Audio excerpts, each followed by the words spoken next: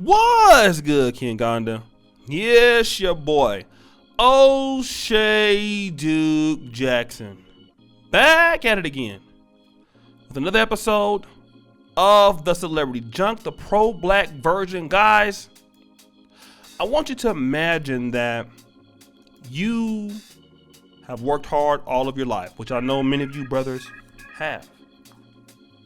You've worked hard all of your life. Some of you sisters, you've worked hard all your life. You've thought about buying a dream home. You've overcome all the obstacles that are there in your face.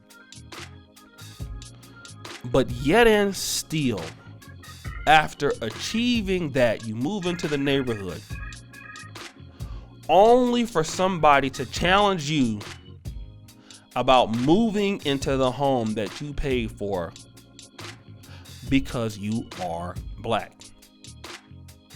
Now, stop the show. I want guys to understand, I've never been a person that really complained about like white supremacy or content like that. And I really had a problem doing stuff like this, okay? But I want to talk about this because it happens. And it happens because, well, if you don't look a certain way, or you don't act a certain way, and if you're black, no matter how affluent the community, if somebody feels that you don't belong there, even if it's yours, they don't care. They will still call the cops on you. And that's the case with former NFL wide receiver Brandon Marshall. Now, Brandon Marshall, I remember him when he was on the Denver Broncos. Really good receiver early on in his career. You know, he played. He was talking about at one point trying to make a comeback, and obviously that didn't happen. You know, the guy's probably going to go to the Hall of Fame. He has almost 1,000 catches. You know, over 12,000 yards. He's been to at least 6 Pro Bowls. But he's from Florida, from Winter Park. Went to University of Central Florida. And he's a big guy too, 6'5", 230 pounds. He's a huge guy, and he looks like the big, typical, stereotypical black man that people are afraid of. And he's trying to move into this house that he bought. And just imagine that he's there, and because he's new and people don't recognize him, they call the police. The security guard calls the police. And now imagine, all the money that Brandon Marshall made. He's been on ESPN commentating and all of this stuff. And he gets harassed for just moving into his house. All right? And he's saying that, his name's not on the list. And, I think if it was a white person, they would have, a little bit more patience with him. But he's not being mean. A guy calls the police. And I want you guys to see this video that Mr. Marshall put up. And then I want to talk about this. All right? Let's go. Problem. This is the problem. This is the problem. I come here, you feel uncomfortable. My first day moving into my new house, because my name's not on the list, you call the cops. Now you call the cops. No, you're not trying to do your job. There was no threat for you to call the cops. This is what we're seeing every single day. This is what we're seeing every single day. I got 2 kids in the car right now. We're in Weston, Florida, one of the most affluent areas. Yes, I know there's other black people live here. I know that. So you guys see what's going on here. Now, Mr. Marshall says there was no threat for you to call the cops. This is what we're seeing every single day. I got kids in the car right now. I want to say this, right? A lot of people I noticed when it comes to like the Jacob Blake situation,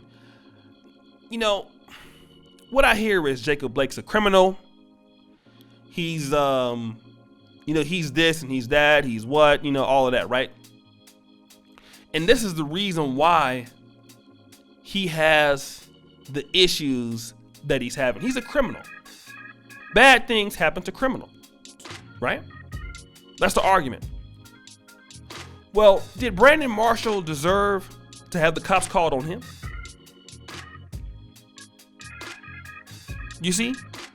See, even when there was no threat, he's being harassed. We see that with the Karen stories. The Karen stories are telling people, don't go to your house when the guys live there. You see the same thing happening in the UK. This is after the George Floyd incident. And it's so bad, my mother called me today. My mother said it's getting so bad in the United States, she wants to leave now. Her mom used to be very anti-Africa, real hardcore. What you consider her hashtag ADOS. She's scared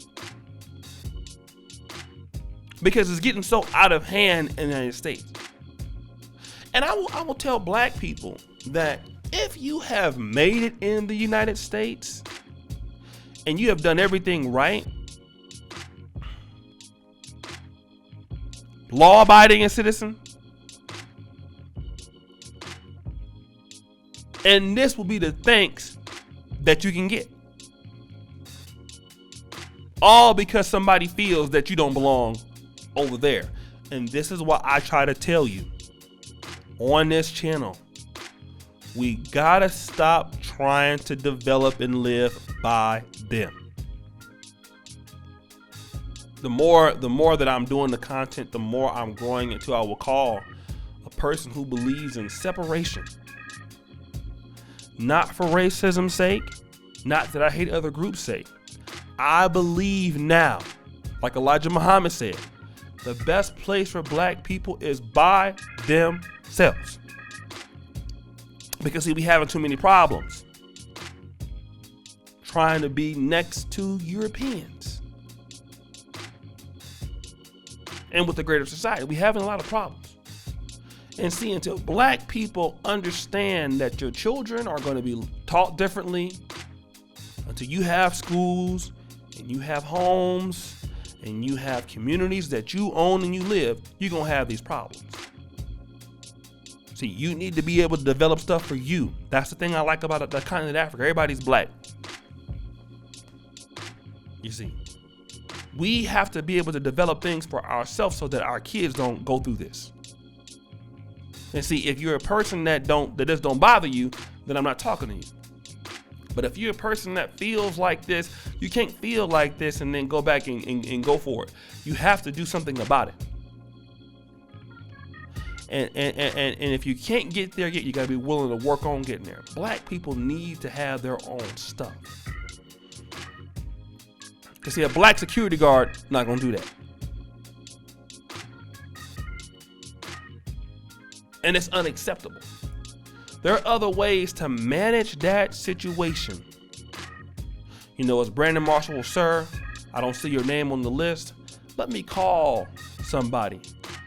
You know, let me find out who you are. But see, he don't think that the brother can afford to live over there. That's where he messed up. See, he don't think a black man can afford to live there. He don't see. He should have looked at him and said, well, brother, you 6'5". But see, the security guard is too stupid to do that, which is probably why he's a security guard.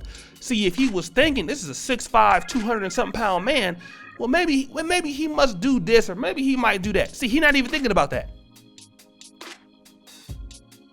All he sees is a big black man. And see, we can't keep complaining about being judged by them, by we trying to live by them. We trying to live where they live. We're not going to be able to do that. We have to drastically build for ourselves. If we want to stay in the United States, we need our own subdivision. That's why when I come back to the United States, I don't think I'm living in California anymore. I'm going down to Jackson, Mississippi. I'm going to Mobile. I'll be in Detroit. Somewhere where them black folks is at. I got to be there for my own safety. Because see, I don't want no problems. See, after being exposed, what I've been exposed to, I can't go back to being the same. I can't do it. So I want to challenge you people to understand that you're going to continue to have these problems until you do things for yourself. And like Elijah Muhammad was saying in his message to Martin Luther King, white people and Europeans are always showing black people that you need to do something for yourself. Stop trying to move over. Do it for yourself. That you need to separate and do it for yourself. They've been trying to tell us that. We don't want to hear it. And I'm not saying that all white people are bad, and I'm not saying that. I am saying, though, you're going to get a lot further doing it for yourself. We need our own communities. We need our own systems. We need all of that. And until you do that, you're going to continue to have these problems. But it takes hard work to get past that. See, that's the thing about it. See, it's easy to talk about it, but you got to put in the work. We need more black people putting in the work and more black people believing that we can do it. Yeah, we can do it. Why can't we do it? It's going to come a time where you're going to have to do it. Whether you like it or not. Might not be today, might not be tomorrow. But one day, you're going to have to do this by yourself. And you might as well start now. Guys, it's my time. It's your boy O'Shea Duke Jackson. Back at it again. Another episode of The Celebrity Junk. Subscribe, hit the bell.